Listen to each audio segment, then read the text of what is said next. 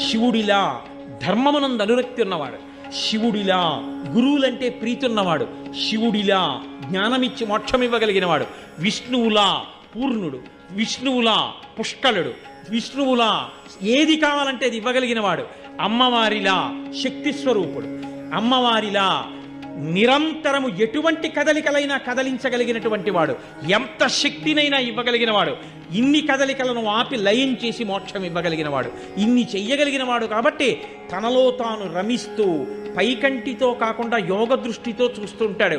ఎవడు లోపల ఎంత చిత్తశుద్ధితో చేస్తున్నాడు, పైకి ఎంత డాంబికంగా ఉన్నాడు. నేను మీకు ఒక యథార్థం చెప్తున్నాను ఇవాళ. ఒక్కొక్కసారి ఏ దీక్ష లేకుండా అయ్యప్ప స్వామి గుడికి వెళ్ళినటువంటి కొంతమందికి అసలు జీవితంలో అయ్యప్ప దీక్ష తీసుకొని వాళ్ళు కొంతమంది ఆ గుడికి వెడితే 50 సార్లు దీక్ష తీసుకున్న వాళ్ళకన్నా కూడా అద్భుతమైన